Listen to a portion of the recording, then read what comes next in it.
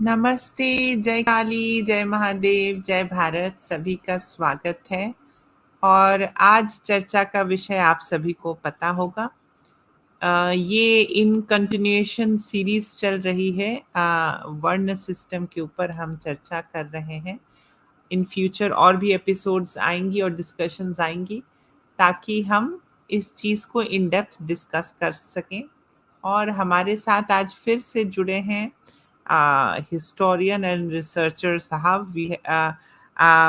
He likes to be anonymous, but yes, he has a lot of facts to share with us. So अब हम उनका स्वागत करते हैं। नमस्ते नमस्कार हिस्टोरियन जी। नमस्कार कालिदासी जी। होपफुली सभी लोग मुझे सुन पा रहे होंगे। जी जी जी जी, आपका बहुत बहुत स्वागत है दोबारा इस मंच पे टू धन्यवाद डिस्कस द कालिदासी मोस्ट जी। कंट्रोवर्शियल टॉपिक, जिसको अक्सर लोग ट्विस्ट करते हैं, टर्न करते हैं और अलग अलग तरीके से मैनिपुलेट करते हैं। तो now I will also share, आपका मैं पीपीटी भी शेयर कर देती हूँ यहाँ पे। And now the stage is yours.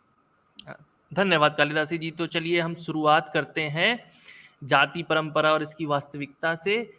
अच्छा, अब हम ये जो आप अभी करंट में अपने स्क्रीन पे देख रहे हैं, ये इंडिया में एससी और एसटी का एस्टिमेटेड टोटल परसेंटेज पॉपुलेशन है according to state wise in India. Fine, ये एस्टिमेटेड है, इसका कोई डायरेक्ट हमारे पास जनगणना में नहीं है, ये एस्टिमेटेड है। एस्टिमेटेड किया जाता है जब हम लोग बेसिकली वोटिंग वगैरह करते हैं या कोई सर्वे वगैरह कराती है सरकार, उस बेसिस पे।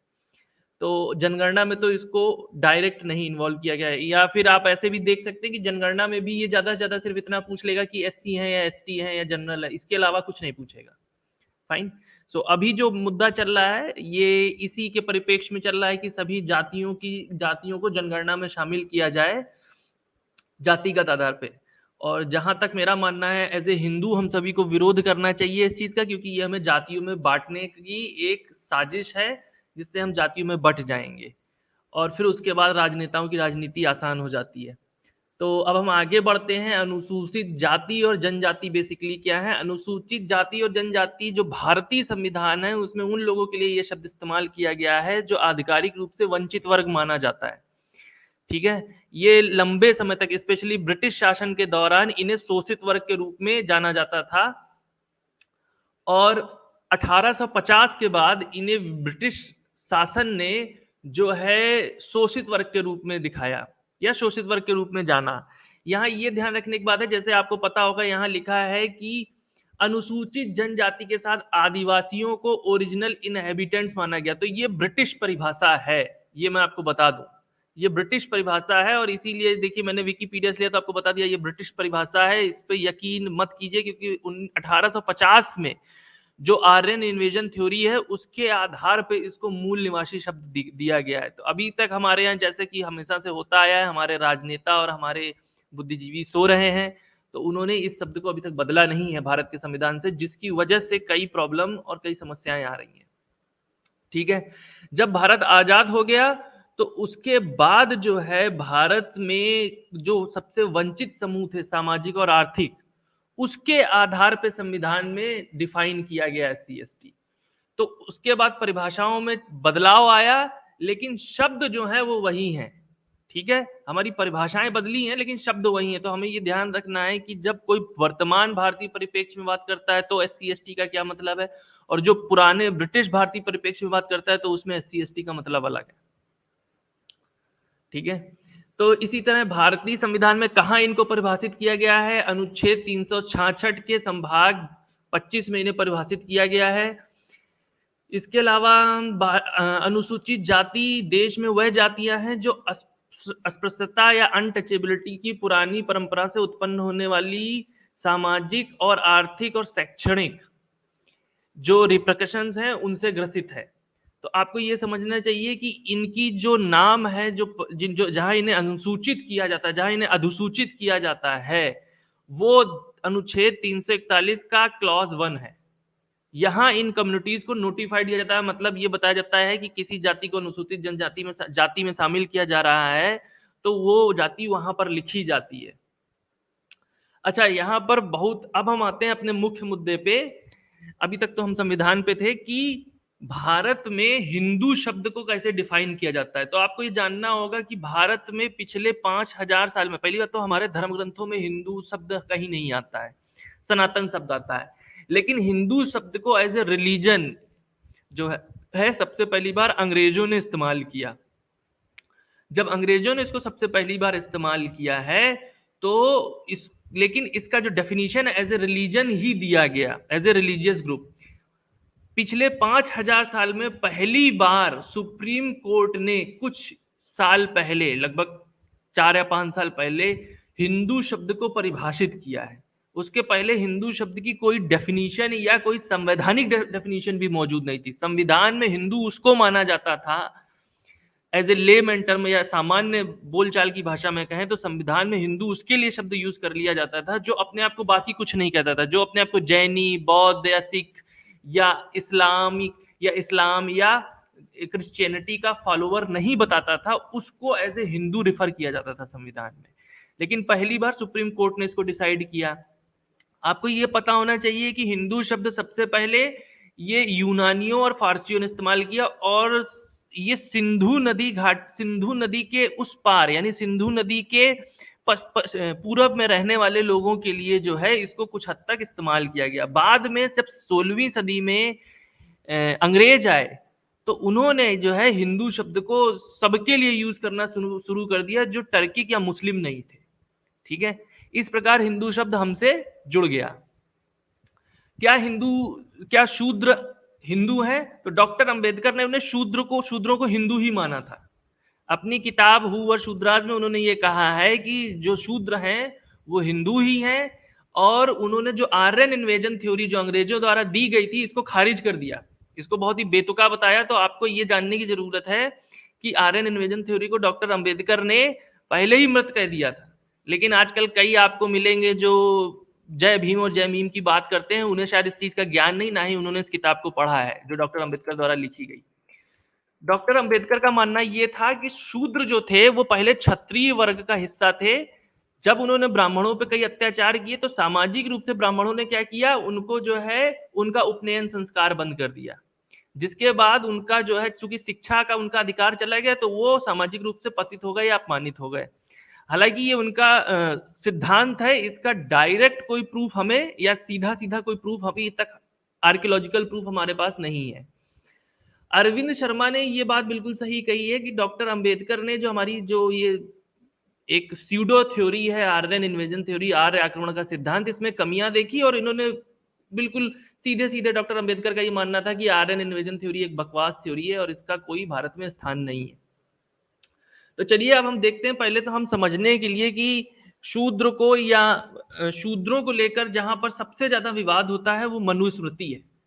अब हम सबसे पहले जाते हैं मनुस्मृति के सिनेरियो में कि मनुस्मृति को समझने के लिए सबसे पहले हमें अपने देश की समय की इकाइयों को समझना होगा ताकि हम मनु को और मनवंतर इन चीजों को समझ सकें। देखिए हमारे देश में जो ये आपको अभी जो डिस्क्रिप्शन दिख रहा है, ये मैंने जो डिस्क्रिप्शन दिया है ये भागवतम के आधार पर दिया है, भागवत पुराण के आधार पर दिया है। भागवत पुराण में क्या माना जाता है कि जो ब्रह्मा का एक दिन होता है, दिन का मतलब जब वो जगते हैं तो वो जो है वो एक कल्प का होता है जिसमें करीब करीब 1000 महायुग होते हैं या 14 मनवंतर होते हैं। अब चूंकि एक महायुग में करीब करीब 43,20,000 साल होते हैं, जो इंसानी सालों की मैं बात कर रहा हूं। जब सौर वर्ष यहां कहीं लिखा होगा सोलर ईयर तो ये मान के चलिए इंसानी साल है। तो आपको ये मानना होगा कि करीब करीब हमारे यहाँ 43,20,000 साल माने जाते हैं। अब इसकी आयु को लेकर मतभेद है, आप अंग्रेजी में देखेंगे और इंग्लिश में दोनों जगह अलग अलग लिखा है क्योंकि दोनों जगह अलग अलग डिस्क्राइब्ड है। तो इसकी आयु को लेकर मतभेद है, लेकिन इसकी आयु मोर और लेस बहुत ही बड़ा नंबर है, यानी एक बहुत ही बड़ा नंबर है। लगभग कई लोग इसको 43,20,000 साल ही मानते हैं अपने यहाँ तो वैसे हिंदी में। और एक महायुग में 4 युग होते हैं, ये भी हमें पता है। ब्रह्मा की आयु जो होती है वो जब 100 वर्ष यहाँ लिखे हैं तो ये 100 वर्ष ब्रह्मा के वर्ष है, ये जानने की जरूरत है। उसके बाद ब्रह्मा की जगह दूसरा ब्रह्मा आता है, ये हमारे यहाँ की टाइम लाइन है। आप जब इस पृथ्वी की बात करते हैं तो ये पृथ्वी वर्तमान ब्रह्मा के 51वें साल में जो 7वें मनु हुए हैं, वो मनु जिनका नाम वैवस्वत मनु है, उनके अंदर सृजित मानी जाती है। तो ये जानना बहुत जरूरी था कि जो वर्तमान मनु है ये वैवस्वत मनु है, ये स्वयंभू मनु नहीं है, जिनका अक्सर मनु संहिता के लोग जिक्र करते हैं। ठीक है, जो वर्तमान पृथ्वी है इसके बारे में ये कहा जाता है कि ये वर्तमान में वैवस्वत मनु के अंडर में है, और मनु शब्द से ही मानव शब्द निकला है। जो मनु की संतान है वही मानव है।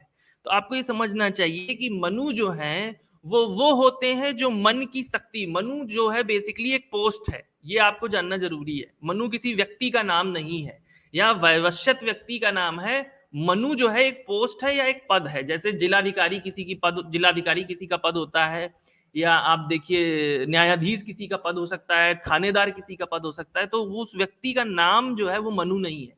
मनु एक पोस्ट है और व्यवस्थित व्यक्ति का नाम है। तो कोई भी व्यक्ति जिसको मन को काबू करने की शक्ति होती है उसको हम ग्रामेटिकली या संस्कृत भाषा में उसको मनु बोला जाना चाहिए। तो मनु जो है वो मन के स्वामी होते हैं और हम उनकी संतानें हैं मनुष्य। तो हम चूंकि मनु की संतानें, तो हम मन की शक्ति के अनुसार चलते हैं, ना कि हम मन के स्वामी हैं। तो कोई भी मनुष्य जो मन का स्वामी हो जाता है उसको हमारी सांस्कृतिक धरोहर में मनु माना जा सकता है।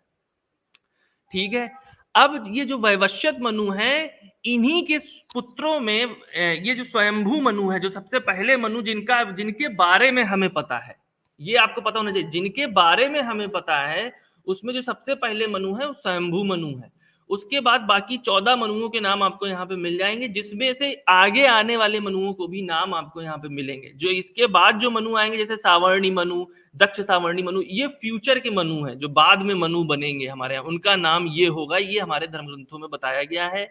अभी जो मनु है वो व्यवस्थित मनु है। कुछ लोग ये मानते हैं कि मनुस्मृति स्वयंभू मनु ने लिखी है। तो यहाँ ये बताना जरूरी है कि मनुस्मृति को स्वयंभू मनु इसलिए नहीं लिख सकते क्योंकि जब एक ब्रह्मा का दिन होता है और रात्रि होती, तो रात्रि में जो ये माना जाता है कि जो ये हमारा ब्रह्मांड है ये पूरा ही अनमैनिफेस्टेड हो जाता है, यानी ये पूरा ब्रह्मांड जो है प्रलय में चला जाता है, नष्ट हो जाता है। और जब ब्रह्मा दोबारा जगते हैं अगले दिन में तो पुनः ब्रह्मांड की रचना होती है। तो हमें ये माना जाना चाहिए कि चूंकि एक रचना से दूसरी रचना में कोई भी चीज पास नहीं होती। ऐसा नहीं होता कि पुरानी रचना में कुछ था और वो निकल के कोई किताब इधर आ जाएगी।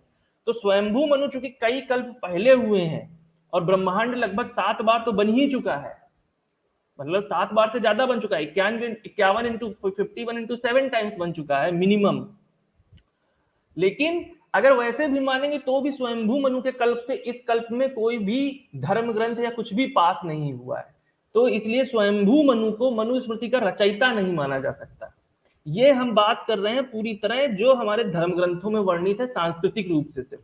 ठीक है, अब शतपथ ब्राह्मण में जब आप देखेंगे तो वैवस्वत मनु को और श्रद्धा को मानवीय सृष्टि का आरंभ करने वाला बताया गया। तो यहाँ पर यह जानना जरूरी है जो हमारे जो अब्राहमिक रिलीजन है जैसे क्रिश्चियनिटी, इस्लाम और जुडाइज्म, यहूदी धर्म, उससे और इसमें क्या अंतर है। इसमें जो अंतर ये है, ये नहीं कहा गया है कि मानवीय सृष्टि ये पहले मानव थे। श्रद्धा या मनु जो है, जब हम मनु की बात करते हैं तो वैवस्वत मनु और श्रद्धा पहले मनुष्य नहीं थे, पहले पति पत्नी नहीं थे। ठीक है, इसके पहले भी मनुष्य रहे हैं, लेकिन इनके बारे में यह कहा जाता है ब्रह्मा ने इन्हें मैथुन से सृष्टि या सेक्स से सृष्टि आगे बढ़ाने को कहा। तो ये वो पहले लोग थे जिन्होंने सेक्स करना प्रारंभ किया। इसके पहले भी मनुष्य थे, जानवर थे, सब कुछ था, लेकिन मानवों में तब ब्रह्मा के बारे में ब्रह्मा जी की मानस सृष्टि की रचना करते थे, यानी अपने मन से पुत्रों को और लोगों को उत्पन्न करते थे। जब उन्होंने श्रद्धा मनु से कहा कि आप मैथुन से सृष्टि की रचना कीजिए, तो यहीं पे थोड़ा सा अंतर आ जाता है अब्राहमिक रिलीजन और हमारी जो हमारी सनातन संस्कृति है। ठीक है, अब हमें ये जानना चाहिए जो मनुस्मृति नामक धर्म ग्रंथ है, यहाँ पर अभी मैं धर्म ग्रंथ को भी एक्सप्लेन करूंगा, धर्म ग्रंथ शब्द का मतलब क्या होता है। जो मनुस्मृति नाम का धर्म ग्रंथ है वो आज तक मूल रूप में उपलब्ध नहीं है। हमारे पास जितनी भी पुरानी कृतियां हैं, किसी प्रति में कुछ अलग है, किसी प्रति में कुछ अलग है। हमें ये भी नहीं पता है कि मनुस्मृति लिखी किसने है एग्जैक्टली। क्यों? क्योंकि जब आप पुराने धर्म ग्रंथ पढ़ेंगे हमारे, चाहे आप भागवतम पढ़िए, चाहे आप वेद पढ़िए, चाहे कोई भी पढ़िए, यानी चाहे आप रामायण पढ़िए, आपको राइटर का नाम यानी लिखने वाले का नाम मिल जाता है, रचयिता का नाम मिलता है वहां। लेकिन मनुस्मृति में हमें कहीं भी रचयिता का नाम एग्जैक्टली नहीं मिलता कि रचयिता ने कब लिखा, कैसे लिखा, इसका हमें कोई स्पष्ट वर्णन नहीं मिलता है। इसी वजह से जिसने जैसा चाहा इसका वैसा ही अर्थ निकाला है, इसीलिए मनुस्मृति का अनर्थ कर दिया गया है, क्योंकि हमें पता ही नहीं है कि मूल मनुस्मृति है कौन सी। ठीक है, अब जैसा कि मैंने आपको बताया कि जैसे कुछ लोगों का मानना है कि स्वयंभू मनु मनुस्मृति के प्रस्तुत करता है। अब ये समझिए क्योंकि स्वयंभू मनु का कल्प अलग है, तो इस वजह से उनके इस तर्क में समस्या उत्पन्न होती है। ठीक है, अब ये आप जानिए कि विष्णु पुराण में जो हमारे द्राविड़ राजा, यहाँ ये बताना बहुत जरूरी है कि विष्णु पुराण में वैवस्वत मनु को द्राविड़ राजा माना गया है। ठीक है, जबकि आपको ये जो जय भीम वाले मनु के बारे में कहते मिलेंगे कि ये आर्यों की देन है। आर्यों से इसका क्या लेना देना है, विष्णु पुराण में भी उन्हें द्राविड़ राजा ही बोला गया है। उनको जो है ये कहा गया है कि बाढ़ आने के पहले, ग्रेट फ्लड आने के पहले वो सप्तद्वीपति पृथ्वी के राजा थे। बाद में मत्स्य अवतार में भगवान विष्णु ने की नाव का कहानी का जिक्र आता है, जिसमें उन्होंने नाव में मनु और वेद रख के और सातों ऋषियों की रक्षा की थी। ये जो मिथक है, इसको मैं अभी मिथक इस सेंस में बोल रहा हूं क्योंकि अभी तक हमारे पास इसका कोई हिस्टोरिकल प्रूफ नहीं है, तो मैं इसमें भावनात्मक दृष्टि से नहीं बोल रहा हूं इसको। ये कई जगह मिलता है, ये बाइबल में भी मिलता है, इसी से मिलता जुलता है, लेकिन एग्जैक्ट नहीं है। बाइबल में नूह की नाव का वर्णन आता है, वो तो बहुत ही बड़ा वर्णन है, तो वो तो काफी कुछ हद तक इससे अलग है। यहाँ पर जब मैं मिलते जुलते की बात कर रहा हूँ तो बाढ़ के संदर्भ में बात कर रहा हूँ, बाकी किसी संदर्भ में नहीं बोल रहा हूँ मिलता जुलता। अब मनुस्मृति के बारे में ये जानना बहुत जरूरी है कि मनुस्मृति के को कुछ लोग ट्रांसलेट करते हैं मनु के कानून के रूप में। आपको ये समझना जरूरी है कि मनु के कानून के रूप में जो इसका ट्रांसलेशन किया गया है, ये बहुत बाद में किया गया इस, और हमारे यहाँ कई धर्मशास्त्र उपलब्ध हैं जो मनुस्मृति के अलावा भी हैं। हमारे पास जो करीब करीब 18 से 100 धर्मशास्त्र उपलब्ध है। ठीक है, और इन धर्मशास्त्रों के बारे में हमें ये जानना जरूरी है कि धर्मशास्त्र शब्द का मतलब क्या होता है। धर्मशास्त्र शब्द का जो ओरिजिनल मतलब है, जो सही मीनिंग होता है, वो ये होता है कि किसी व्यक्ति के द्वारा उस समय के सामाजिक कानून पे या सामाजिक स्थिति पे की गई टिप्पणी होती है या कमेंट्री होती है, यानी किसी व्यक्ति को ऐसा लगता है कि ये होना चाहिए। ठीक है, तो उसको धर्मशास्त्र बोला जाता है हिंदू धर्म में। हम धर्मशास्त्र को कैसे ले लेते हैं, हम उन्हें पुराणों के इक्विवेलेंट ले लेते हैं, क्योंकि आपको अभी मैं बताऊंगा कि कई सारे धर्मशास्त्र हैं मनुस्मृति के अलावा।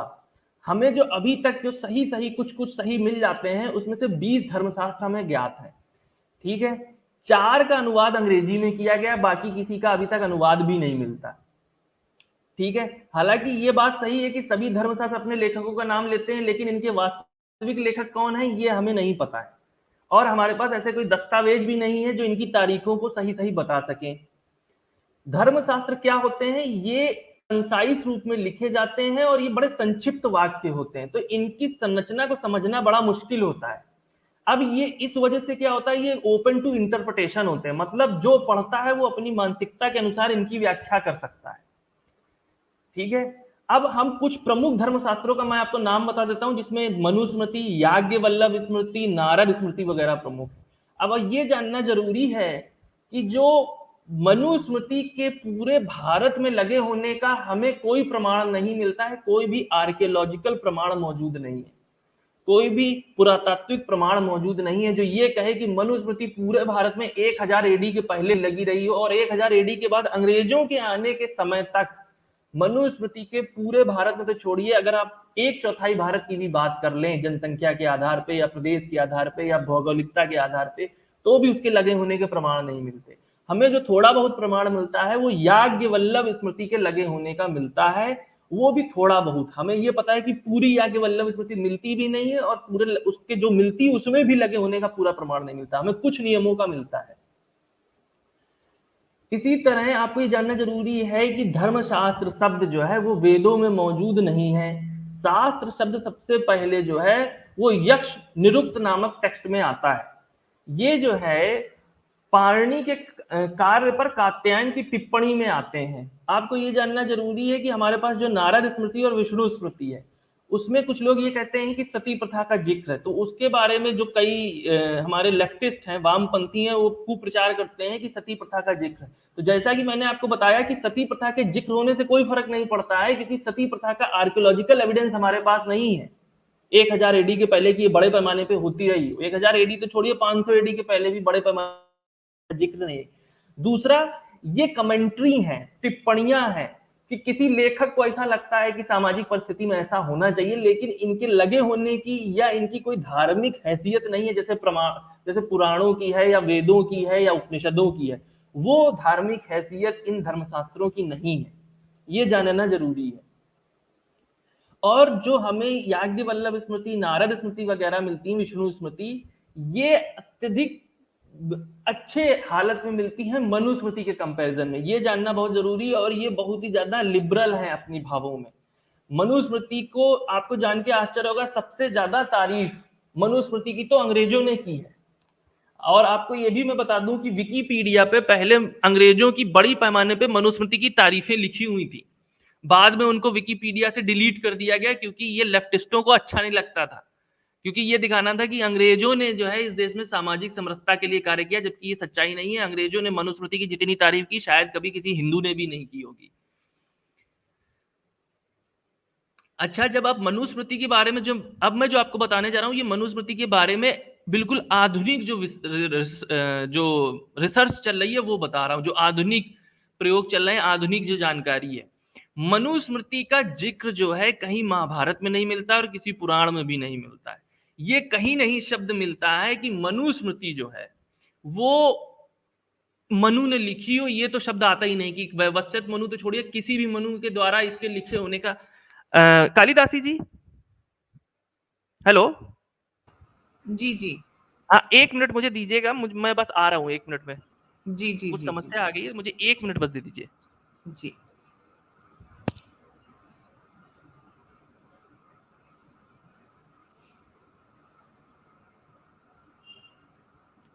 तो दर्शकों, आपने सुना कि हिस्टोरियन और रिसर्चर जी बहुत ही इन डेप्थ चीज़ों को हमें समझा रहे हैं, और मनुस्मृति के बारे में भी भांति भांति तरीके के मिसकॉन्सेप्शंस क्रिएट किए जा रहे हैं, और अलग अलग तरीके के नैरेटिव सेट किए जा रहे हैं, inspired by left and the anti India कबाल।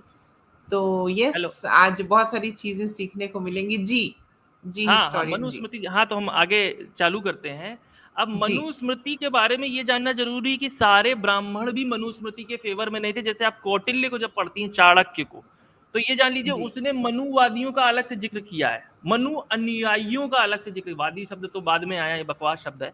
Manu मतानुयायियों का जिक्र जो उसने मानवा शब्द करके किया है, तो इसका मतलब ये पता चलता है कि चाणक्य खुद मनु को फॉलो नहीं करते थे, ये एक वर्ग था जिसका मानना था कि ये होना चाहिए, ठीक है। तो उनको चाणक्य ने अलग से संबोधित किया है। अब सबसे पहले जो है मनुस्मृति को सर विलियम जोन्स द्वारा 1794 में इसकी पांडुलिपियों को खोजा गया, और इसकी प्रसिद्धि जो है अंग्रेजों के पूरे शासन करने के पहले ही बाहर फैल चुकी थी। आपको ये जानना जरूरी है ये प्रसिद्धि क्यों फैली, क्योंकि अंग्रेजों के यहाँ खुद में ही एक जाति व्यवस्था चलती थी, और उन्हें अपने जो कास्ट सिस्टम था उससे मिलती जुलती ये किताब लगी कि भाई इसमें भी 4 वर्ण दिए हैं।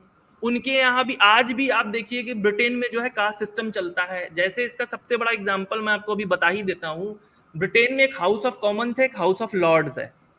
हाउस ऑफ लॉर्ड्स में जो है आपको जनता नहीं चुनती है, ना ही आपको किसी योग्यता के आधार पर चुना जाता है। आपके वंशानुगत जो आप जिस फैमिली से आते हैं, आप किसी जमींदार या रानी के किसी लॉर्ड की फैमिली से आते हैं, उसका आपको प्रूफ देना होता है, और उस बेसिस पे आपको नॉमिनेट कर दिया जाता है, और आपको एक टैक्स पेयर का पैसा दिया जाता है। तो आपने जन्म के आधार पे किसी व्यक्ति को एक बहुत ऊंचे पोस्ट पे बैठा दिया। ये जाति व्यवस्था नहीं तो क्या है, लेकिन ब्रिटेन में आज भी चलती है। लेकिन ब्रिटेन में कभी इसका नाम नहीं इस्तेमाल किया जाता है एज ए कास्ट सिस्टम, जबकि हिंदुस्तान में ऐसी कोई व्यवस्था नहीं संवैधानिक। लेकिन हमारे ऊपर आरोप लगा कि साहब हिंदू जो है कास्ट सिस्टम में है, जबकि ब्रिटेन में देखिए इसका सीधा सीधा एग्जाम्पल है। तो सबसे पहले तो आप लोग हमेशा एक चीज याद रखिए, ब्रिटिश कास्ट सिस्टम शब्द इस्तेमाल करना शुरू कीजिए। जब भी आपको कोई मिले, चाहे ये एक्स मुस्लिम हो, जब भी ये वेस्ट की बात करें, तो आप लिखिए ब्रिटिश कास्ट सिस्टम ब्रैकेट में हाउस ऑफ लॉर्ड्स, ठीक है। तो वो कास्ट सिस्टम जिसकी आज हमारी जाति व्यवस्था की चर्चा होती है उससे मैच करता है, बिल्कुल उसी के कैरेक्टरिस्टिक्स को रखता है।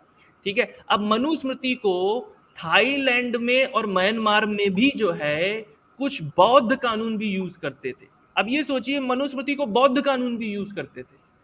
यहाँ ये जानना बहुत जरूरी है, जबकि आपको ये जो जय भीम वाला कहेंगे साहब बौद्ध धर्म में तो कहीं मनुस्मृति यूज ही नहीं होती। मनुस्मृति का जिक्र आता है बौद्ध धर्म ग्रंथों में, ठीक है। अच्छा, कई विद्वानों को इस बात का शक है। आपको यहाँ पे जब इंग्लिश में जहाँ पे लिखा होगा, यहाँ पे हर विद्वान का नाम नीचे लिखा मिल जाएगा, उससे जुड़ा रेफरेंस मिल जाएगा, तो आप इसको यूज कर सकते हो। कई विद्वानों को शक है कि मनुस्मृति कभी इस्तेमाल ही नहीं हुई, ना तो प्राचीन भारत समाज में, भारतीय समाज में, और ना ही मध्ययुगीन भारतीय समाज में। मनुस्मृति को ढूंढने वाले और लगाने वाले अंग्रेज ही थे। इन्होंने क्यों ढूंढा, उसका वजह धार्मिक नहीं थी, उसकी वजह भी मैं आपको बाद में बताऊंगा। जो डोनाल्ड डेविस हैं, ये लिखते हैं कि किसी भी शासक के द्वारा हमें इस धर्मशास्त्र यानी मनुस्मृति के लगाए जाने की कोई भी ऐतिहासिक सबूत नहीं मिलता है। ये जानना बहुत जरूरी है। आपको कुछ पुरातात्विक अवशेष मिलेंगे हियर एंड देयर, मतलब कुछ एक दो यहाँ मिल गए, एक दो वहां मिल गए, लेकिन उसी रिस्पेक्ट में आपको बहुत सारे पुरातात्विक अवशेष ऐसे भी मिलेंगे जो मनुस्मृति के लगाए जाने की उल्टी बात करते हैं। जैसे मैंने आपको पिछली बार बताया, आंध्र प्रदेश में शिलालेख मिला जहां शूद्र बड़े महान है और सबसे ऊंचे हैं, ये लिखा हुआ है, मंदिर में मिला, ठीक है। तो हर तरीके के मिलते हैं, लेकिन मनुस्मृति को डायरेक्ट लगाए जाने के अवशेष तो बहुत ही कम है ही नहीं। जहां तक आप, अगर आप ये कुछ ऐसा ही है 1,00,000 में एक, ठीक है, तो हमारे वामपंथी क्या करते हैं, वो 1,00,000 में एक के सिनेरियो को पकड़ के बैठे ला रहे भाई 1,00,000 तो है, दूसरी तरफ 1,00,000 बार आपने नहीं किया और एक बार हाँ हो गया, तो उसका ये थोड़ा मतलब है कि वो जो चीज नॉर्म हो गई या कोई वो प्रचलन में थी, ठीक है। तो अब आपको ये जानना जरूरी होगा कि ब्रिटेन साम्राज्य ने क्यों जो है मनुस्मृति पे जोर दिया। इसकी सबसे बड़ी वजह ये थी कि जब ब्रिटिश साम्राज्य यहाँ आया तो उन्होंने कहा, उन्होंने स्टडी किया भारत की हिस्ट्री को और ये जाना कि आखिर इस्लामिक शासन ढहा क्यों भारत में। तो उन्होंने ये निकाला क्योंकि इस्लामिक शासन भारत में इसलिए ढहा कि ताकि जो है जब मुसलमान जो राजा थे, मुगल राजा थे, जैसे औरंगजेब वगैरह, जैसे अकबर बहुत सक्सेसफुल था क्योंकि वो हिंदुओं से मिलके चलने की नीति अपनाता था, ठीक है। औरंगजेब ने क्या किया, डायरेक्ट कन्फ्रंट्रेशन की नीतियां अपनाई, डायरेक्ट हिंदू मंदिरों को तोड़ना, ये करना, जिससे जनता उससे उसको नापसंद करने लगी। तो पुराने जमाने में तोप तलवारें तोप ये आपके टैंक और ये एयरप्लेन तो होते नहीं थे, आपके सैनिक होते थे। अब कहीं 500 लोग सैनिकों को घेर कर, तो सैनिक चले जाएंगे छोड़ के। तो औरंगजेब का शासन आप देखेंगे तुरंत ढहना भी शुरू हो गया। जब ब्रिटिश ने इसकी स्टडी की तो ये समझ गए कि भारत में अगर शासन करना है तो सबको वो लॉलीपॉप दो जो वो पसंद करते हैं। तो उन्होंने पहला लॉलीपॉप ढूंढा मुसलमानों के लिए, इस्लामी कानून, जिसको कहते हैं फतवाए आलमगीरी।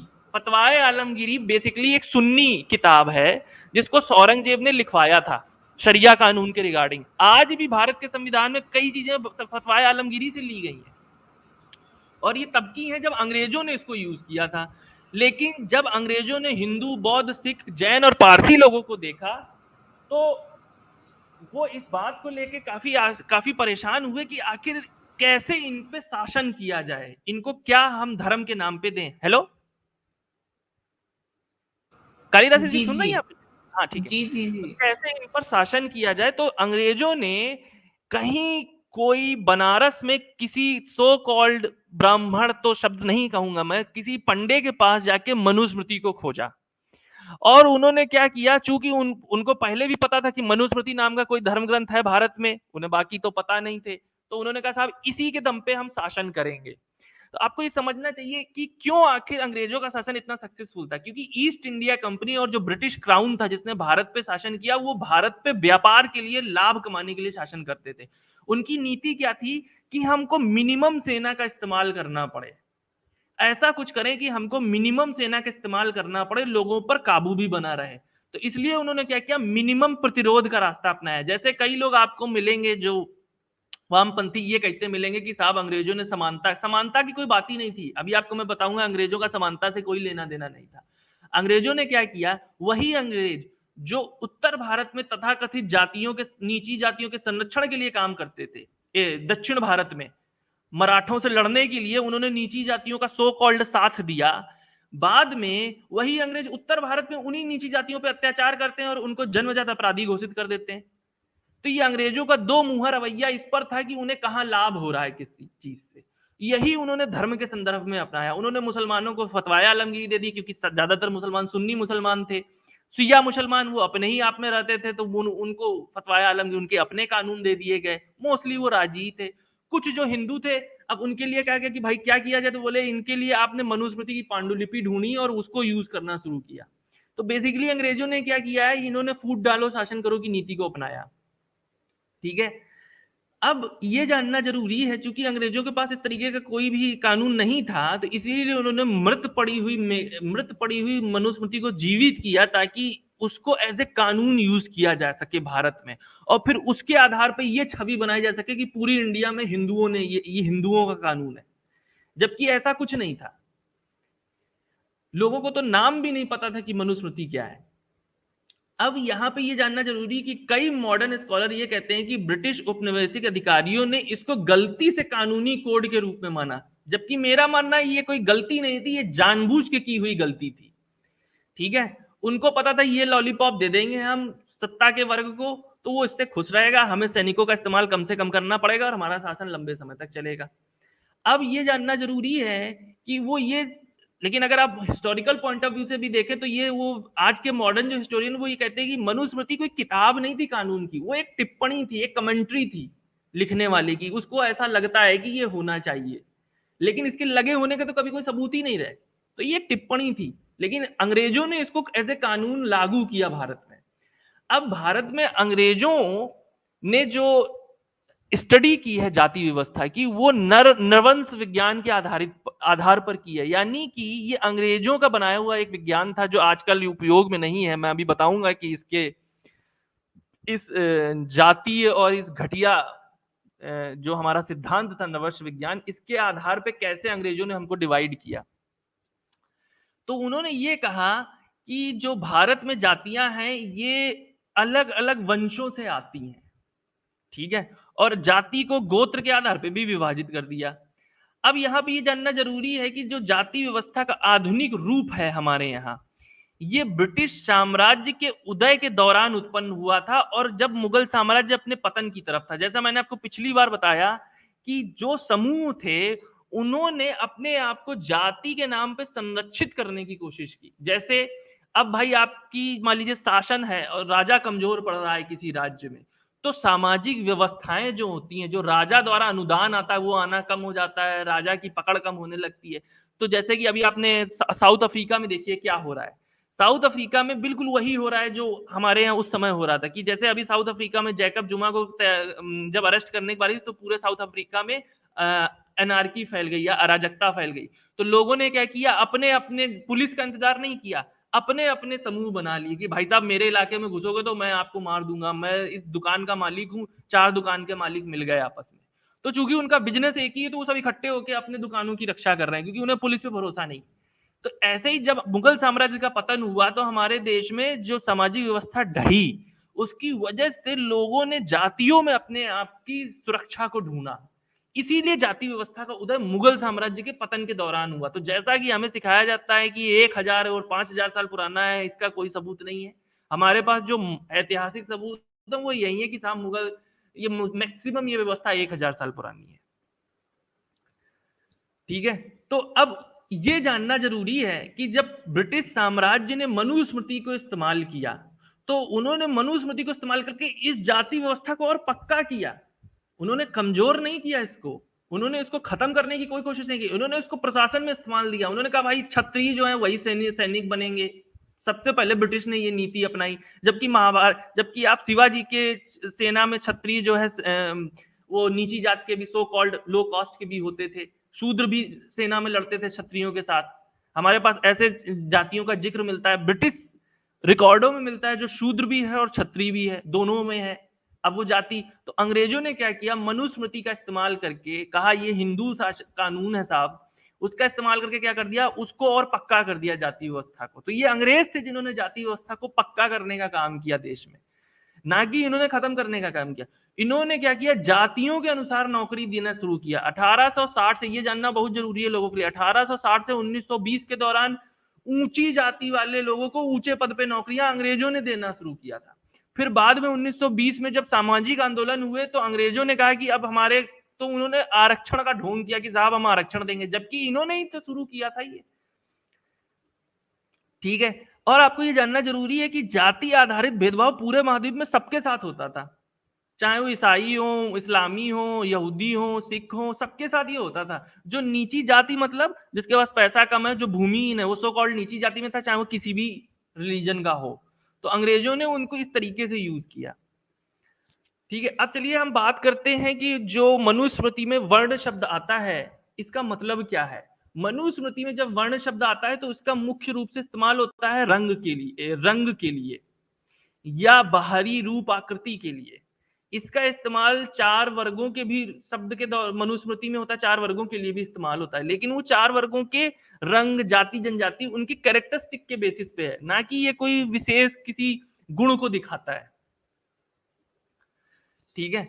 अब हम ये बताएंगे कि वेदों में किस प्रकार जो है वर्ण वर्ग व्यवस्था है, क्योंकि अभी तक हम मनुस्मृति की बात कर रहे थे, अब हम वेदों में आते हैं कि कितने विस्तार में वेदों में इसकी चर्चा है। आपको पता है कि वेदों में कुल लगभग ऋग्वेद में कुल 10 मंडल है। अब 10 मंडल में 1028 सूक्त हैं, जिसमें 10,580 ऋचाएं मौजूद हैं। ठीक है। उन ऋचाओं में से भी एक या दो ऋचाएं आपको मिलेंगी जिनमें सामाजिक वर्गों का जिक्र आता है, और वो भी वर्ण शब्द के उपयोग के बिना, और उसमें भी पुरुष सूक्त का सबसे ज्यादा जिक्र किया जाता है। आपको ये बता दूं, पुरुष सूक्त में ये कहीं नहीं लिखा है कि कोई ऊपर है कि कोई नीचे है, पहली चीज। दूसरी चीज, हमारे यहाँ वेदों का इस्तेमाल हम लोग इस्लाम की तरह या क्रिश्चियनिटी की तरह नहीं करते। ये हमारे लिए जिसको हम कहते हैं कि हम इनको जो है रिस्पेक्ट देते हैं, रिवियर करते हैं, लेकिन एज ए रिकमेंडेशन यूज करते हैं, ना कि एज ए लॉ यूज करते हैं। ये समझना बहुत अंतर जरूरी है कि जो अब्राहमिक रिलीजन है उनकी किताबें as a code of conduct use होती हैं, हमारे यहाँ वो कोड ऑफ कंडक्ट यूज नहीं होता है, हमारे यहाँ एज ए सलाह यूज होता है। आपको मानना है तो अच्छी चीज है, नहीं मानना तो कोई बात नहीं, लेकिन रिस्पेक्ट आप हमेशा देते हैं। जैसे इसका सीधा सीधा एग्जाम्पल है आपके माँ बाप। आप जब बड़े हो जाते हैं तो अपने माँ बाप की सारी बातें तो नहीं मानते हैं, लेकिन रिस्पेक्ट उनको देना होता है। ठीक। तो हमको कुछ बातें हम उनकी मानते हैं, कुछ बातें हम ये देखते हैं कि क्या ये आज के समय में वैलिड है, उस हिसाब से देखते हैं। तो इसी प्रकार हमारे यहाँ धर्म ग्रंथों का स्थान है। अब पुरुष सूक्त में ये जो जिक्र आता है, इसमें ये जानना जरूरी, इसी का सबसे ज्यादा इस्तेमाल किया जाता है ये जय भीम के द्वारा कि साहब इसमें तो देखिए वर्ण व्यवस्था का जिक्र है। लेकिन वर्ण व्यवस्था का तो जिक्र है भाई, लेकिन इसका कहीं ये नहीं है कि वर्ण व्यवस्था में कोई ऊपर है कोई नीचे है। आपको मैंने पहले भी कहा कि संस्कृत के एक बहुत बड़े प्रोफेसर हैं, उन्होंने साफ कह दिया है कि इसमें कहीं कोई ऋग्वेद में जाति शब्द का तो जिक्र ही नहीं। वर्ण प्रणाली का जिसका जिक्र है वो भी एक दो ऋचाओं में है, और उसमें भी कहीं ऊपर नीचे की बात नहीं की गई, और वो तो एक आदर्श की तरह बात करता है कि ऐसा होना चाहिए। भाई होना चाहिए और जो होता है उसमें बड़ा फर्क होता है। क्योंकि जब आप इसको देखेंगे, जब मैगस्थनीज आया था भारत, तो उसने तो 7 वर्गों का जिक्र किया है। ऋग्वेद में 4 मिलेंगे, मैगस्थनीज ने 7 का जिक्र किया है। तो आपको समझना जरूरी है कि मैगस्थनीज ने तो 7 वर्गों का जिक्र किया, ऋग्वेद में 4 मिलते हैं, जो वो बाहर से आया था यूनान से। तो आप अब हमको ये समझ में आता है कि जो लिखा है एग्जैक्टली वो होता नहीं था, ये लिखने वाले की श्रद्धा थी कि भाई उसने ऐसा लिख दिया, ये होना चाहिए। ठीक है। अब आप जब इन धर्म ग्रंथों के बारे में हम देखेंगे, जो धर्मशास्त्र हैं जैसे याज्ञवल्क्य स्मृति, मनुस्मृति, तो इनमें जो चर्चा की गई है ये भी जाति व्यवस्था में नहीं की गई। ये भी जो चर्चा की गई है ये भी कर्म के आधार पर की गई। और मनुस्मृति में भी वर्ण की चर्चा उतनी ज्यादा कठोरता से नहीं है जितनी बात की जाती है। ठीक है। अब हम ये जानने की कोशिश करते हैं कि जो 4 वर्गों में अपने चरित्र और कार्यों की बात होती है, इनको कितनी सख्ती से लागू किया जाता था। जब आप पहली सहस्त्राब्दी, फर्स्ट मिलेनियम सीई की बात करोगे, तो वहां पे बहुत ज्यादा जो गंभीर पाप करते थे उन्हीं को वर्ण व्यवस्था से बहिष्कृत किया जाता था। और जब बहिष्कृत किया जाता था तो बेसिकली जंगल में आदिवासियों के पास चले जाते थे और उनको समाज में स्थान नहीं मिलता था। और ये कोई नई चीज नहीं है जो भारत में होती थी। आप चाइना, जापान और दूसरे कंट्रीज की भी, यूरोप की भी बात करोगे तो वहां गोदने की प्रथा थी। मतलब जिस व्यक्ति को सजा दे दी जाती थी उसके एक टैटू लगा दिया जाता था या कहीं गोद दिया जाता था शरीर में। ठीक है। तो उसको फिर वो अपराधी हो जाता था पूरी जिंदगी के लिए। तो ये बहुत पुरानी प्रथा है और कई देशों में होती थी। इसमें भारत में कोई ऐसी चीज नहीं थी जिसको कहा जाए कि कोई बहुत ही क्रूअल प्रथा थी। उस जमाने में सब जगह होती थी। इसके बाद आती है द्विज की। तो मैंने आपको पहले ही बता दिया द्विज शब्द का मीनिंग क्या होता है। द्विज शब्द का मीनिंग मैं आपको अभी एक्सप्लेन भी करूंगा डिटेल से कि कि जैसे अब आपको जो ये जय भीम जय मीम वाले मिलते हैं, वैसे पहले तो बात तो द्विज शब्द वेदों में नहीं आता, ये मैं बता दूं। और जो जय भीम और जय मीम वाले ये लोग मिलते हैं, ये अक्सर आपको कहेंगे कि साहब वेस्ट के लिए ये माना जाता था, जो मनुस्मृति में लिखा है कि वेस्ट जो व्यवसाय करते थे उसमें मवेशी पालन होता था, और इसका जिक्र पिछली बार गीता में भी मिलता है। लेकिन आपके पास, हमारे पास ऐसे ऐतिहासिक सबूत मौजूद हैं जो बताते हैं ब्राह्मण क्षत्रिय वैश्य शूद्र सभी मवेशियों का पालन करते थे, मवेशी धन उनके घर का मुख्य आधार था। तो ये तो मनुस्मृति से उल्टा है। ठीक है, इसके बाद ना सिर्फ ये बल्कि ब्रिटिश रिकॉर्ड भी ये बताते हैं, 19वीं सदी के ब्रिटिश रिकॉर्ड, यानी 1800 कुछ की मैं बात कर रहा हूं, वो भी ये बताते हैं कि अनटचेबल थे चमार, लेकिन उनके पास भी भूमि और मवेशी थे, वो लोग खेती भी करते थे। ठीक है, और हमारे जो शूद्र हैं उसके राजाओं में कौशल के शूद्र राजाओं का जब जिक्र आता है तो उसमें कौशल सम्राट और काशी के राजकुमार का जिक्र बहुत इंपॉर्टेंट है। तो ये जानना बहुत जरूरी है कि ब्रिटिश रिकॉर्ड भी मनुस्मृति की बात को जो है एज ए अपवाद ही देखते हैं। ठीक है, अच्छा ये बात तो हम पिछली बार कर ही चुके हैं कि महाभारत में किस प्रकार जाति व्यवस्था का वर्णन है, कि जैसे उसमें एक ऋषि हैं भृगु नाम के, वो कहते हैं कि ब्राह्मण ऐसे हैं, ब्राह्मण सफेद थे, क्षत्रिय लाल थे, वैश्य। यहाँ पे लाल सफेद पीले का मतलब उनके गुणों से है। जो हम बात कर रहे हैं कि सतगुण रजगुण और तमोगुण, तो भरद्वाज ऋषि उन्हें चुनौती देते कहते हैं कि भाई सबके अंदर तो काम क्रोध लोभ मोह मद मत्सर होता है, और सभी व्यक्तियों के अंदर ब्रह्म ऐसे आत्मा विराजमान है, तो सभी व्यक्ति समान है, तो इन वर्णों में कोई भेद नहीं है। ब्रह्मा ने इन्हें तो कृत्यों के आधार पर विभाजित किया। तो महाभारत में भी आपको कई लोग महाभारत में जिक्र करते मिलेंगे कि भाई किसी शूद्र को सजा दे दी गई, तो महाभारत तो एक राजनीतिक, पहली बात महाभारत में यह भी लिखा हुआ है जहां पे विवाद हो रहा है दो ऋषियों के बीच में। ठीक है, दूसरी चीज, महाभारत कभी as a book of law use नहीं हुई इंडिया में, बल्कि महाभारत का जो एम है वो ये बताना है, वो एक राजनीतिक ग्रंथ है जो हमें राजनीतिक शिक्षाएं देता है और ये बताता है कि हमें जिंदगी में क्या नहीं करना चाहिए, कौन सी गलतियां हमें नहीं करनी चाहिए। रामायण हमें ये बताता है कि हमें आदर्श कैसे जीना चाहिए, लेकिन महाभारत हमें ये बताता है कि हमें कौन सी गलती नहीं करनी चाहिए अपने जीवन में, कि भीष्म पितामह जी ने क्या गलती की थी, बड़े महान व्यक्ति थे, उनसे भी गलतियां हो गई। तो महाभारत हमें ये बताती है। दूसरी चीज, अगर आप ऐतिहासिक रूप से देखो तो महाभारत क्या दिखाती है कि जो है अगर आप ऐतिहासिक रूप से इसको देखेंगे तो आपको पता चलेगा कि महाभारत के लगे होने का कहीं कोई जिक्र नहीं। तो Mahabharata as a code of conduct या कोड ऑफ लॉ कहीं यूज नहीं किया गया, इसका कोई आर्कियोलॉजिकल एविडेंस नहीं है महाभारत के इस तरीके से यूज होने का। ठीक है, अब कई आपको जय भीम जय मीम वाले मिलेंगे साहब बौद्ध धर्म में तो है ही नहीं वर्ण व्यवस्था, जबकि प्राचीन बौद्ध ग्रंथों में दक्षिण एशिया की बात अगर आप करोगे तो वहां पर वर्ण व्यवस्था का जिक्र आता है। ठीक है, वहां वर्ण व्यवस्था का जिक्र आता है, लेकिन ये जाति व्यवस्था के रूप में नहीं आता ना, क्योंकि हिंदू धर्म ग्रंथों में भी नहीं आता जाति व्यवस्था के रूप में। तो वर्ण व्यवस्था और जाति व्यवस्था में फर्क है। ठीक है, किसी भी वर्ण के लोग पुराने जमाने में किसी भी पेशे में सैद्धांतिक रूप से काम करते थे। कई ब्राह्मण ऐसे थे जो किसानों का काम करते थे। ठीक है, शास्त्रों में तो ये तक कहा गया है कि पुजारी जो है वो कोई भी पुजारी हो सकता है। मैंने पिछली बार भी आपको एग्जांपल दिया, कानपुर में एक मंदिर है जिसमें जो है पुजारी जो है हमेशा SC ST समुदाय से ही आता है। ठीक है, कई ऐसे मंदिर हैं। अच्छा, ब्राह्मण जो है वो पहले किसी से भी दान लेते थे भोजन। ये कहना है कि ब्राह्मण छुआ हुआ नहीं खाते थे, ये धर्म ग्रंथों में नहीं, बल्कि धर्म ग्रंथों में इस बात का जिक्र, बल्कि वेदों में इस चीज का जिक्र आता है कि राजा को साल में एक बार कोई बड़ा अनुष्ठान करना चाहिए और जमीन पे बैठ के सबके साथ भोजन करना चाहिए, सभी वर्णों के साथ। तो राजा का जमीन पे बैठ के वर्ण करने का जिक्र आता है। लेकिन जैसे जैसे जाति प्रथा बढ़ती गई हमारे समाज में, उसका विरोध करने के लिए भी हिंदू धर्म में लोग आगे आते गए। जैसे तंत्र परंपरा में इसका बड़ा विरोध हुआ। जो हमारे यहाँ जो परंपरा आई थी, ये तांत्रिक परंपरा, ये बेसिकली उसके भेदभाव को कम करने के लिए ही आई थी।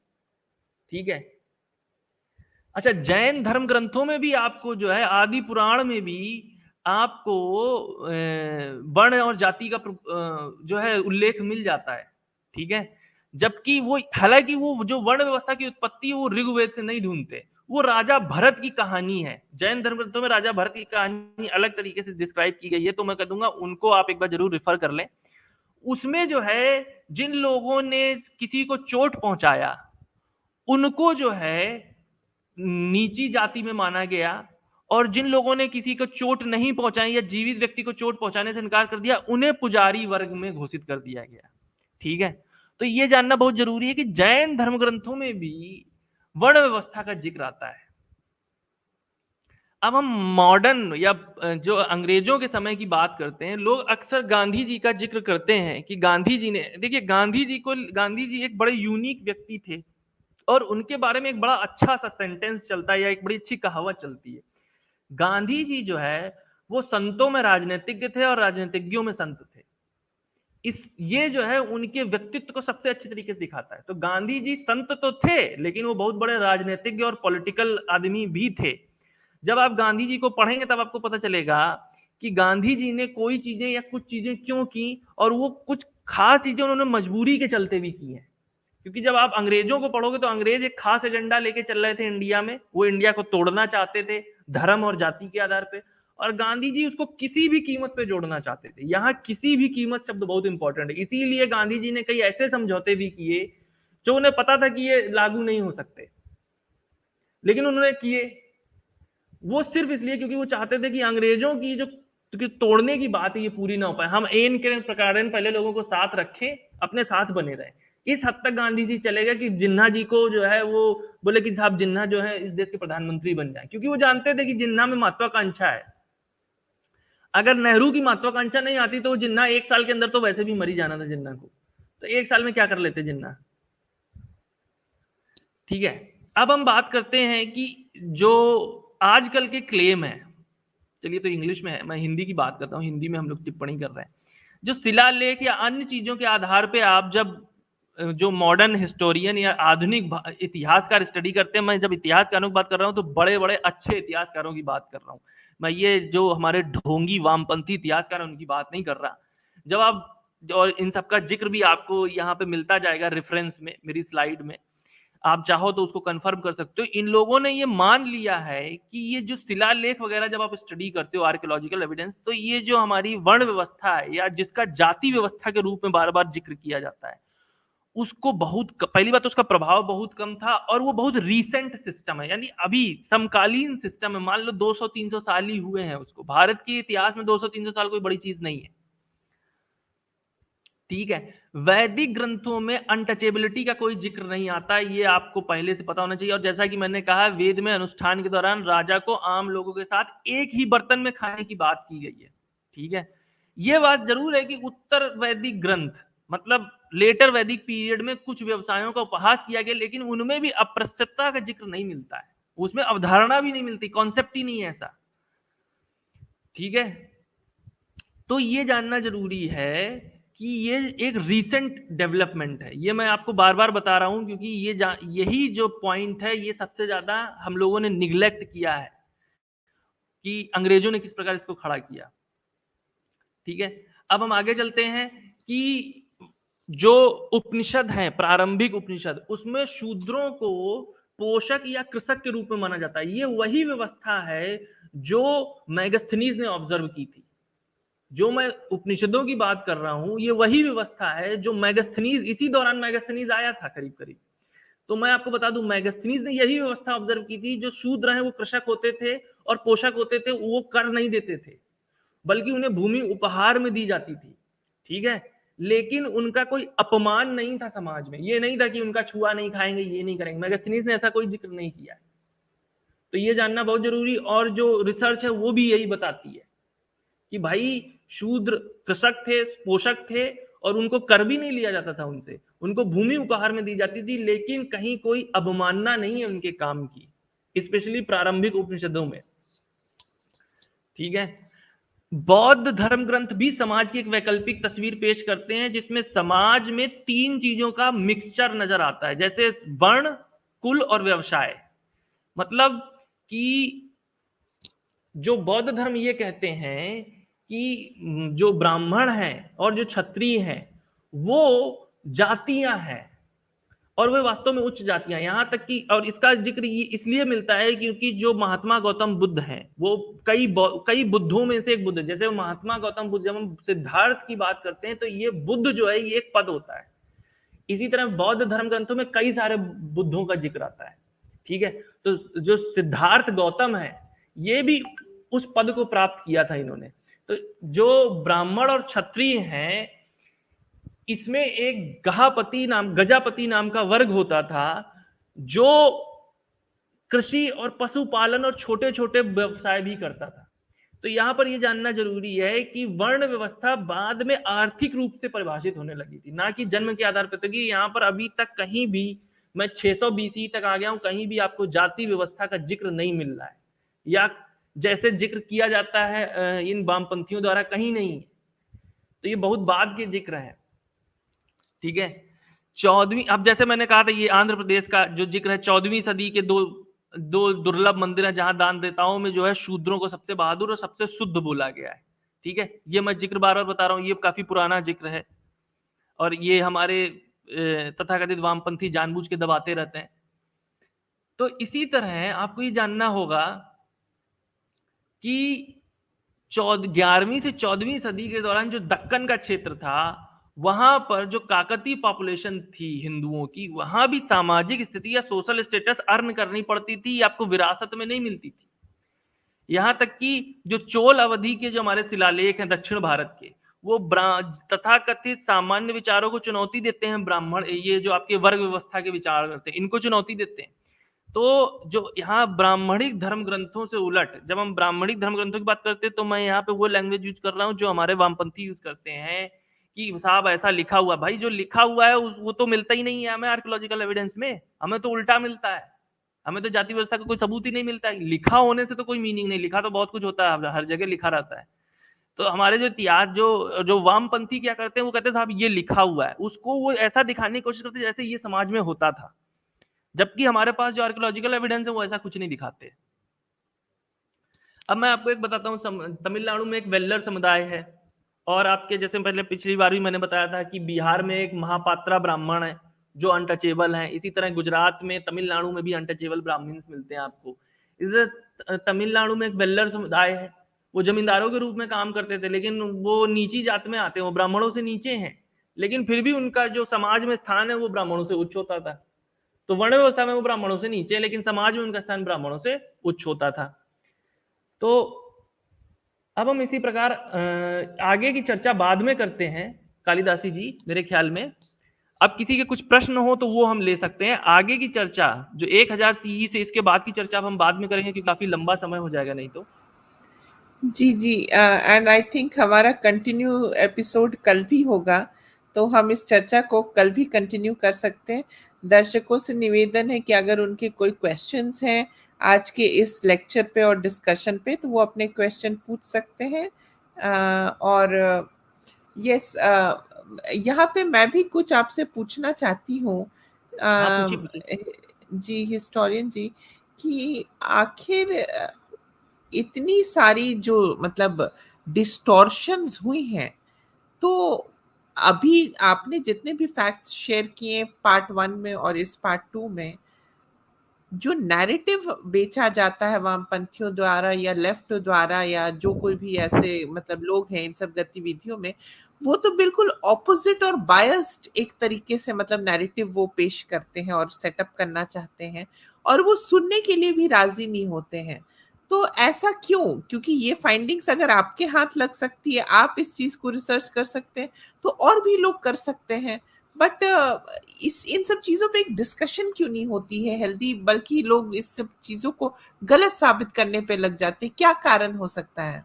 मैम, इसकी वजह ये है कि इसमें सबसे बड़ी गलती तो हमारी है, कि जो हमारे यहाँ जो अच्छे पदों पे भी लोग हैं, जिन्होंने अपनी जिंदगी में कुछ अचीव भी कर लिया, प्राप्त भी कर लिया, वो भी जो है समाज को सुधारना नहीं चाहते हमारे यहाँ। देखिए, वामपंथी तो चिल्लाते हैं, पूरी दुनिया में चिल्लाना उनका काम है, ठीक है। लेकिन आप जब किसी झूठ को 1000 बार बोलोगे तो वो सच बन जाता है। वामपंथी के साथ यही है, हमने कभी उनका प्रतिरोध किया ही नहीं, हमने ढूंढा ही नहीं उनके प्रतिरोध में, और ना ही हमने कभी अपनी राय रखी, ना पेश करने की कोशिश की। तो जब ये हमारा आलस है, देखिए सामने वाले का तो काम, वो अगर सामने वाला व्यक्ति घटिया है तो उसका काम है घटियापन करना, लेकिन उसके घटियापन का जवाब हमें देना होता है कि भाई आप ये कह रहे हो गलत कह रहे हो, ये तो आर्कियोलॉजिकल एविडेंस इसको सपोर्ट ही नहीं करते। तो जब उन्होंने इतना झूठ बोल दिया, जैसे मैं आपको एक एग्जांपल देता हूँ विकिपीडिया का, सब लोगों को जानना चाहिए, जितने भी आपके जो फॉलोवर हैं उन सबको कम से कम विकिपीडिया जरूर पढ़नी चाहिए, या विकिपीडिया पे अपना आप वो जरूर बनाइए जो है अकाउंट। मैं आपको बताता हूँ विकिपीडिया पे जो जाति व्यवस्था का हिंदी का जो पेज था वो मैंने काफी सही किया, उसमें पूरा प्रोपोगंडा लिखा हुआ था, एंटी हिंदू प्रोपोगंडा। जब मैंने उसको सही करने की कोशिश की, जैसा मैंने आपको पहले बताया कि कनाडा में बैठे हुए एक मुसलमान ने मुझको रोक दिया, ठीक है, ब्लॉक कर दिया, तो विकिपीडिया में मैं 6 महीने तक उसको एडिट नहीं कर पाया। अब मैं अकेला व्यक्ति हूं, अगर यही 100 लोग थोड़ा थोड़ा करके एडिट करते तो वो व्यक्ति ना रोक पाता। तो ये हमारी गलती है, हम कुछ करना ही नहीं चाहते मैम। जब हम कुछ करेंगे सामने से तब तो वामपंथियों का प्रोपोगंडा खत्म होगा। तो ये इसको मैं उनकी गलतियां तो मानती नहीं, उनका तो काम है प्रोपोगंडा करना, तो हमारा काम है सच बोलना, हमारा काम दूसरी तस्वीर दिखाना है कि भाई तुम जो करते हो कि एक ही चीज हुई, एक चीज तो नहीं है। और दूसरी चीज, एक चीज हमेशा ध्यान रखिए, एक शब्द होता है विज्ञान में जो बहुत जरूरी होता है, सबको जानना चाहिए, स्टैटिस्टिकल सिग्निफिकेंस, सांख्यिकी रूप से किसी चीज का महत्वपूर्ण होना। कोई चीज अगर 1 लाख में 10 बार हो रही है, कहीं 1 लाख कुछ घटनाएं हुई, उसमें 10 बार कोई और रिजल्ट मिला आपको, तो इसका ये मतलब नहीं है कि उसको आप चिल्लाओगे और गाना गाओगे। उसको विज्ञान की या मैथ की भाषा में हम लोग कोई वैल्यू नहीं देते, उसके आधार पे कोई तैयारी नहीं की जाती। थोड़ी बहुत होती है कि हाँ ये हो सकता है, लेकिन उसकी संभावना बहुत कम है। वामपंथी क्या करते हैं, हमारे कोई एक गलत काम हो गया उसका गाना गाएंगे, ठीक है, और कोई 10 अच्छे काम होंगे उसका गाना नहीं गाएंगे। तो ये इसलिए ये प्रोपोगंडा फैला हुआ है मैम, ये हमारी तरफ से गलतियां हैं कि हमने उसका कभी प्रतिरोध ही नहीं किया, ढूंढने की कोशिश नहीं की। विकिपीडिया पे हमें लोगों को प्रोत्साहित करना चाहिए कि आप जाइए अपना अकाउंट बनाइए, क्योंकि जो बाहर के बैठे लोग हैं फॉरेनर, वो तो विकिपीडिया पढ़ते हैं, उनको क्या मतलब है कि तुम्हारे यहाँ इतिहास में क्या लिखा है। तो वही तरीका है जो उन्होंने, आपको उनको उनको युद्ध में हराना होगा मैम, और कोई तरीका है नहीं इसका, और इसको तो ढूंढना ही पड़ेगा। जी, एक सवाल है हमारे दर्शक का, मैं स्क्रीन पे लेती हूँ। ये पूछ रहे हैं, हेन सांग ने उस समय के भारत के बारे में क्या लिखा था? देखिए हेन स्वांग ने उस समय के भारत का जो जिक्र किया था, हेन स्वांग आए हैं आपके एडी में, कुछ एडी में, तो वो मेगास्थनीज के बाद आया। मेगास्थनीज के बाद हेन स्वांग का भी जिक्र मोर और लेस सेम ही है, पटना का काफी जिक्र किया है हेन स्वांग ने, पाटलिपुत्र वगैरह का। लेकिन आपको ये मैं बता दूं, हेन स्वांग के जिक्र में एक चांडालों का जिक्र आता है। उसमें ये लिखा है कि चांडाल जब आते थे और वो जंगल से आते थे, तो उस समय नगरों में वो बजाते हुए नगाड़ा चलते थे और वही जानवर का व्यापार करते थे। यहाँ पे हमें कुछ हद तक जाति व्यवस्था मिलनी शुरू होती है। तो ये जो मैं जिक्र कर रहा हूँ 4 AD 5 AD का कर रहा हूँ, और ये भी एक शहर का जहां पर हेनस्वांग गया था, बाकी जगहों का नहीं है ये। तो ये मैं बता दूं, और वो भी उसने इतना कोई जिक्र नहीं किया कि कहा जा सके कि ये कोई बहुत बड़ी चीज थी, ठीक है, क्योंकि चाइना में भी उस समय जाति प्रथा थी। ये मैं बता दूं आपको, चाइना में भी जाति प्रथा थी, कोरिया में भी जाति प्रथा थी। तो ये कहना है कि ये कोई बहुत अजीब सी चीज थी, ऐसा कुछ नहीं, यूरोप में भी था। हेन स्वांग ने बाकी सब कुछ मोर और लेस जो मेगास्थनीज का जिक्र है वही है, कि जैसे स्पेशली जो भारत के लोगों का जिक्र हेन स्वांग ने किया है उसमें, और मेगास्थनीज का तो जिक्र बहुत ही जबरदस्त है, आप जब उसको पढ़ोगे तो आपका तो दिल ही खुश हो जाएगा। तो हेन स्वांग का आप अगर जाति व्यवस्था के संदर्भ में पूछ रहे हैं तो बस एक यही खराब जिक्र माना जा सकता है, बाकी तो कोई उसने कोई बहुत बड़ा जिक्र नहीं किया है खराब, जो आप जिसको वामपंथी यूज कर सकें। जी, यहाँ पर आशुतोष जायसवाल जी हाँ, कह रहे हैं वो किंग सॉरी मैं कंफ्यूज हो हर्षवर्धन गया, के फाहियान और हेनसांग में कंफ्यूज हो गया। हेनसांग का तो फिर राजा हर्षवर्धन के समय में भी कोई ऐसा जिक्र नहीं मिलता है सर। मैं फाहियान और हेनसांग में उसमें भी कोई ऐसा जिक्र नहीं मिलता है, तो इतना कोई परेशान होने की जरूरत नहीं है। अच्छा, तो ये क्या किंग हर्षवर्धन के समय में हेनसांग थे? ये हाँ, आशुतोष ये जी पूछ रहे चाइनीज हैं। एक्चुअली क्या है मैम कि चाइना में पुराने समय में जब हमारा बौद्ध धर्म गया है, तो वहां से लोग इंडिया आते थे। इनफैक्ट चाइना में कहावत चलती थी कि इंडिया में जो है, इंडिया जो है, भारत जो है वो चाइना का गुरु है और चाइना स्टूडेंट है। तो ये एक बहुत पुरानी कहावत थी चाइनीज लोगों में, और वो संस्कृत को यूज करते थे। जैसे एक आजकल एक बेवकूफ घूम रहे हैं मार्केट में जो ये कहते थे कि साहब संस्कृत तो 15वीं सदी में आई, तो उनको ये नहीं पता है कि संस्कृत देवनागरी स्क्रिप्ट तो बहुत बाद में है, इसके पहले भी देवनागरी स्क्रिप्ट जो है वो उसका संस्कृत कई और स्क्रिप्ट में भी लिखी गई है। जैसे सिद्धम में जब आप चाइना और जापान की बात करोगे तो वहां संस्कृत सिद्धम में लिखी जाती है, ठीक है। तो वो सिद्धम को बोलते हैं ब्रह्मा जी की लैंग्वेज, इस तरीके से जिक्र करते हैं सिद्धम को एज ए स्क्रिप्ट। संस्कृत को सिद्धम स्क्रिप्ट में आप लिख रहे हो। तो आजकल एक मार्केट में घूम रहे हैं भाई साहब, वो अपना नाम साइंस जनरली रखते हैं, लेकिन उनकी समस्या ये है कि उन्हें कुछ आता नहीं। उनको लगता है कि सिद्धम स्क्रिप्ट और संस्कृत भाषा और स्क्रिप्ट में वो कंफ्यूज करते हैं, ठीक है। जी यहाँ पे फिर मेघ सिंह जी पूछ रहे हैं क्या वे BC 500 में हुए थे। आई थिंक इन्होंने पहला सवाल पूछा था आपसे, हिनसांग ने उस समय नहीं के नहीं, हेन भारत के स्वांग बारे में। आप फाहियान का पूछ रहे हैं कि हेन स्वांग का पूछ रहे हैं सर? मेरे जी ख्याल में मेघ आप सिंह हेन जी स्वांग का अपना फाहियान क्वेश्चन से कंफ्यूज स्पष्ट कर रहे करके होंगे। पूछें। नहीं नहीं, कोई बात नहीं, जी वो कंफ्यूजन होता है। दोनों ही जो है वो बेसिकली स्कॉलर ही हैं और चाइना से आए थे, that is not a problem. तो जो आपका हेन स्वांग है ये शायद हर्षवर्धन के समय आया। जो आप फाहियान की बात करते हैं वो भी आए थे।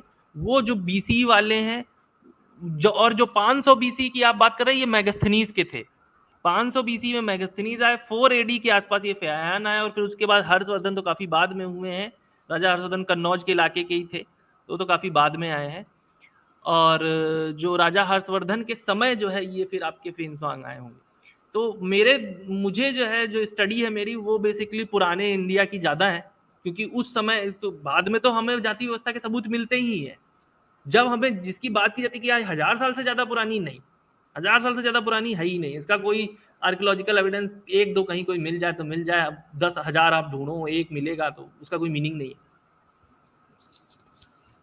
जी अच्छा, शंकराचार्य जी के विषय में जो पूछ रहे हैं कि शंकराचार्य जी जी के विषय में एक कहानी मिलती है जिसमें भगवान शिव उन्हें चांडाल के रूप में उनके पास आते हैं। ये केरल में बड़ी मशहूर कहानी है। इसको लेकर नाट्यशाला में उसका वो भी होता है प्रदर्शन, कि शंकराचार्य जी को जब अपनी विद्वता का घमंड हो गया था तो भगवान शंकर फिर चांडाल के रूप में उनके पास आते हैं और शंकराचार्य उनसे कहते हैं कि तुम हट जाओ क्योंकि तुम्हारी छाया से भी मैं अपवित्र हो जाऊंगा, ठीक है।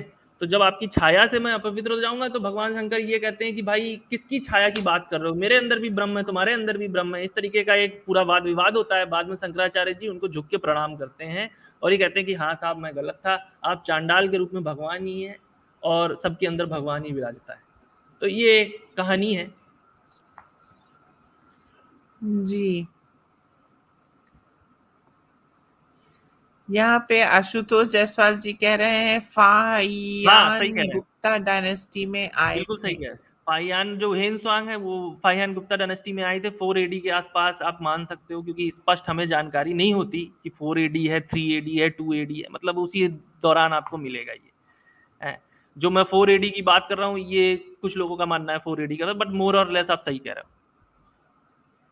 हो। जी तो आई थिंक आज हमारे लिए क्वेश्चंस अब ओवर हो चुके हैं एंड सभी दर्शकों से जुड़ने के लिए बहुत बहुत धन्यवाद।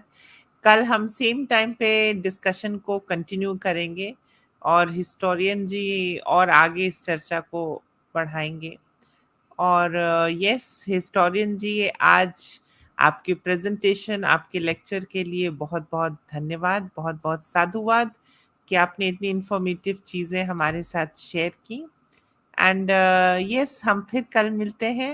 हिस्टोरियन जी नमस्ते, जरूर जय जरूर, माँ नमस्कार काली, मैम, हर हर महादेव जी। हर हर महादेव।